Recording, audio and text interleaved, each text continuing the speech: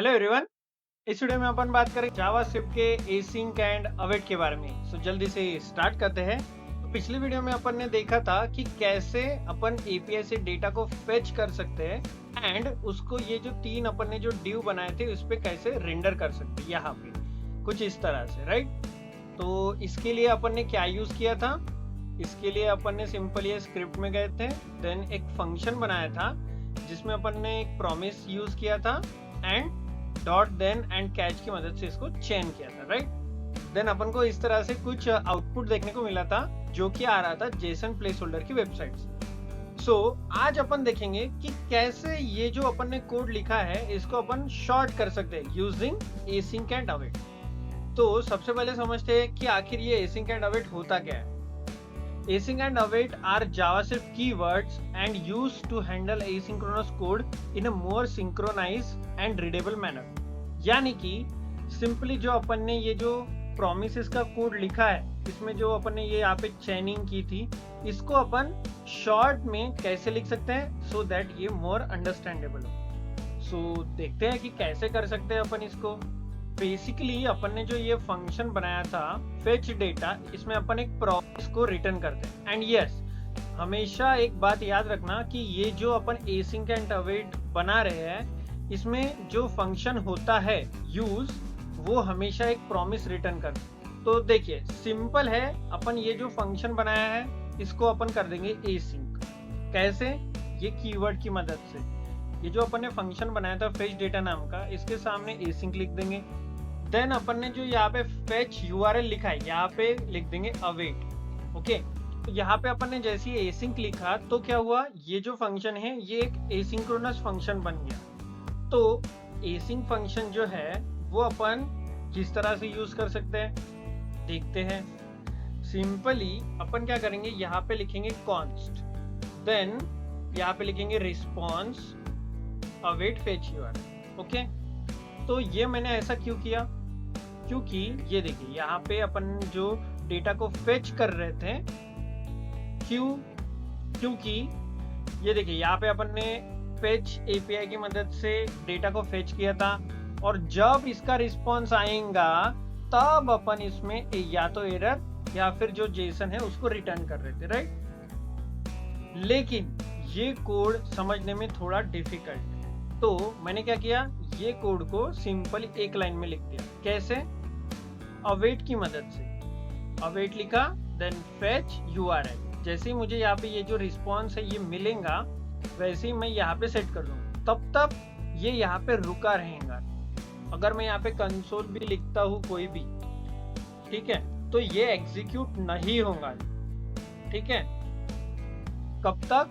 जब तक ये रिस्पॉन्स नहीं आता। अगर ये यहाँ पे रिस्पॉन्स आता है तो ये एग्जीक्यूट हो जाएगा। यानी कि जो अपना जावास्क्रिप्ट क्या करता है जनरली, अगर यहाँ पे अवेट नहीं रहेगा तो ये पहले कंसोल को प्रिंट कर देगा, देन ये फेच का जब रिस्पॉन्स आएगा तब इसको कॉल करेंगे। तो यही चीज रोकने के लिए अपन क्या कर सकते हैं, यहाँ पे एसिंक अवेट को यूज कर सकते हैं। तो यहाँ पे ऑफकोर्स अपन को कंसोल तो नहीं करना है, अपन को सिंपली यहाँ पे अगर रिस्पॉन्स ओके नहीं होता है तो अपन को क्या करना है, एरर को शो करना है, नहीं तो जो रिस्पॉन्स है इसको सेट कर देना है। ओके, और जब अपना रिस्पॉन्स आ जाए यानी कि अपन को डेटा मिल जाए तो अपन यहाँ से रिटर्न कर सकते हैं, या फिर तो मैं कुछ इस तरह से करता हूँ, यहाँ पे मैं लिखता हूँ कॉन्स्ट डेटा अवेट। यानी कि अगर ये डेटा मुझे मिल गया तो ये डेटा वाले वेरिएबल में डाल दूँ एंड जैसे ही अपन इसको डालेंगे देन अपन क्या करेंगे, सेम चीज जो अपन ने यहाँ पे की थी, तो इसको मैं कॉपी कर लूंगा और यहाँ पे पेस्ट कर दूंगा। ये क्या कर रहा था, ये कोड अपना जो डेटा आ रहा था एपीआई से वो यहाँ पे शो कर रहा था, किसकी मदद से, document dot gate element by ID की मदद से, जो कि है यहाँ पे डेटा 1, डेटा 2 या डेटा 3। तो ये अपना डेटा यहाँ पे आया और ये इनर एचटीएमएल में यानी कि यहाँ पे जाके शो हो गया। देन अपन क्या कर रहे थे, देन अपन रिजॉल्व कर रहे थे, बट अपन प्रोमिसेस यूज नहीं कर रहे तो अपन को रिजॉल्व करने की जरूरत नहीं है। अभी अपन क्या करेंगे, सिंपली जो मैसेज है वो दिखा देंगे ये वाला, कि मैसेज को अपन सीधा रिटर्न कर देंगे। तो सिंपल मैं यहाँ पे क्लोज कर देता हूँ एंड ये जो अपना कोड है कमेंट कर देता हूँ। तो ये हो गया इसका ऑप्टिमाइज वर्जन। इतना बड़ा कोड और ये चेनिंग डॉट कैच, ये याद रखने से बेटर है कि अपन ये वे से लिखें। सिंपली यहाँ पे एसिंक लिख दो, फंक्शन बनाओ, देन जो ऑपरेशन करना चाहते हो वो करो। यहाँ पे अपन ने क्या किया, एपीआई से डेटा को बुलाया, मतलब एपीआई से डेटा फेच होने के बाद तब तक रुके रहो जब तक डेटा आता नहीं है, और डेटा आने के बाद फिर ये एपीआई कॉल करो, फिर ये एपीआई कॉल करो, ऐसा।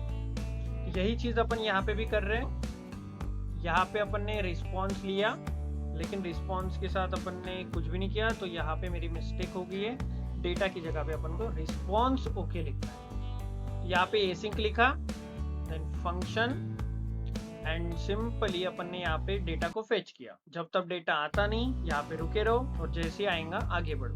फिर डेटा आया, डेटा को अपन ने एक वेरिएबल में लेके सिंपली यहाँ पे डिस्प्ले करा दिया। तो यहाँ पे अपन ने ये जो मेन फंक्शन था उसको ऑप्टिमाइज कर लिया।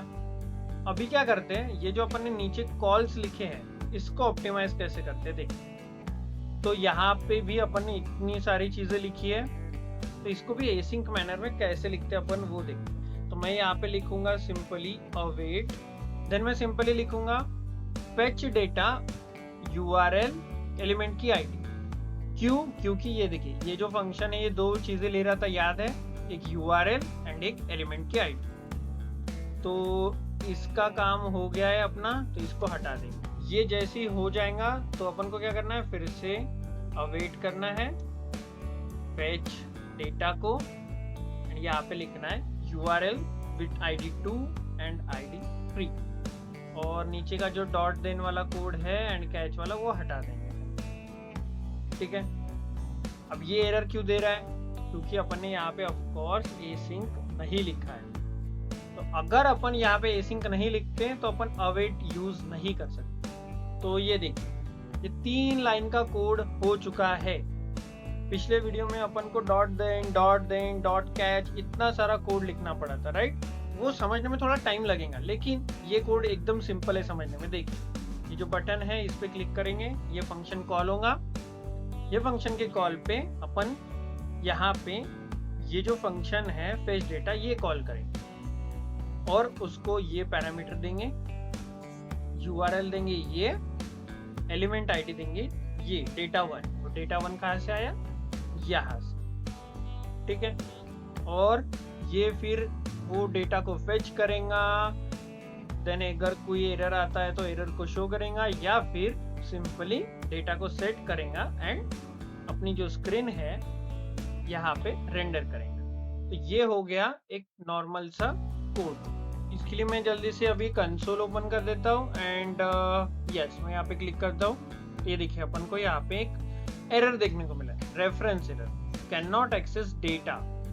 तो अपन ने क्या गड़बड़ की है देख लेते हैं जल्दी से।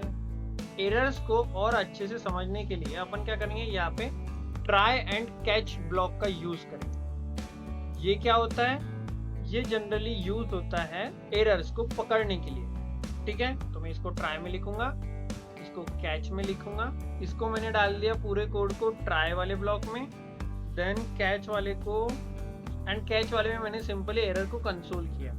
मैं सेव करता हूँ एंड देखते हैं अभी एरर क्या है। यहाँ पे अपन को रेफरेंस एरर देखने को मिला है। वो क्यों, तो मैंने यहाँ पे ये गड़बड़ की थी, मैंने डेटा को डिफाइन किया एंड डेटा को यूज किया, तो ये गलत हो गया। पिछले वीडियो का जो कोड था वो यहाँ पे था, तो यहाँ पे मुझे रिस्पॉन्स यूज करना चाहिए था एक्चुअली इस तरह से, तो अपन को वो एरर देखने को नहीं मिला। तो अब देखते हैं फिर से रिफ्रेश करके, एंड ये देखिए मुझे ये मिला एंड देन ये मिला। फिर से फेच करते हैं, रिफ्रेश करके फेच करते हैं। यहाँ पे देखिए मुझे यहाँ पे 1 2 3, तो मुझे यहाँ पे सारे के सारे यूजर्स देखने को मिले। तो यहाँ पे एक चीज अपन को क्लियर है, एसिंक एंड अवेट को यूज कैसे करना है, देन ट्राई एंड कैच की मदद से अपन कैसे एरर्स को कम कर सकते हैं या फिर आइडेंटिफाई कर सकते हैं। अगर मैं ट्राई एंड कैच नहीं लिखता और मैं सिंपली यहाँ पे फिर से वही गड़बड़ दोहराता हूँ, तो देखिए मुझे जो यहाँ पे एरर मिल रहा है रेफरेंस एरर, ये देखने को नहीं मिलता।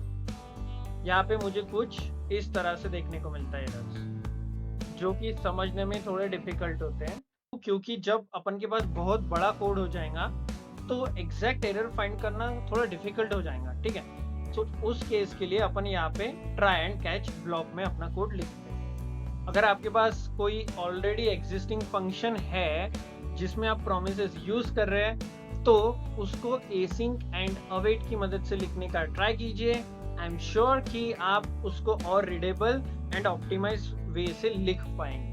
अगर आपको कोई फ्यूचर में एरर्स आते हैं तो आप उसको इजीली फाइंड कर पाएंगे।